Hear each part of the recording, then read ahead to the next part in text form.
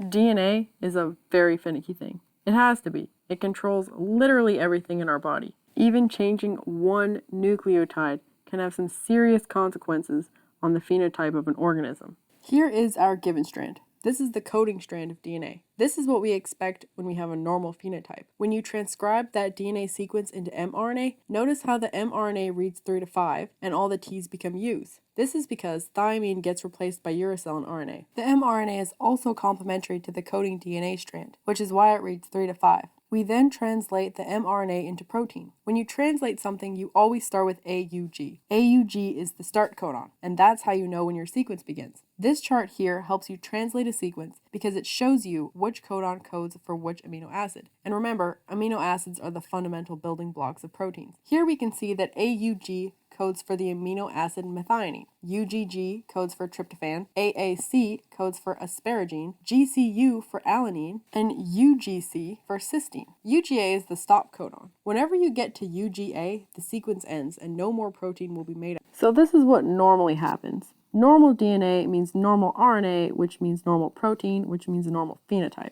Mutations are where things get wonky. I'm focusing on point mutations, when a single nucleotide gets changed in the original DNA sequence. In my case, the nucleotide gets changed in the coding sequence of DNA. This messes up the whole chain of events because the mRNA is wrong, the protein might be wrong, and the phenotype's probably wrong also. Mutations can either be transitions or transversions.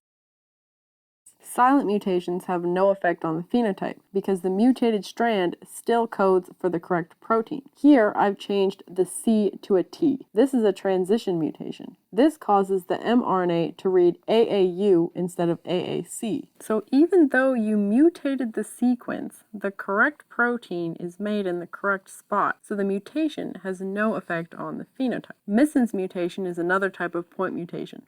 This causes the codon to code for a different protein. Here we see that the G gets changed into a C, and the codon reads TGC. This is a transversion. The mRNA now reads UCG instead of UGG, and you get cysteine instead of tryptophan. This can have some pretty strong effects on the phenotype, because your mutated sequence now codes for a different protein. Nonsense mutations cause the protein sequence to be cut short. Here, I changed the G to an A, so instead of TGG, you have TGA. This is a transition mutation, and the mRNA now reads UGA instead of UGG. UGA is the stop codon, so your protein sequence ends a lot earlier than it should. Read-through mutations cause the sequence to be too long. It changes the stop codon.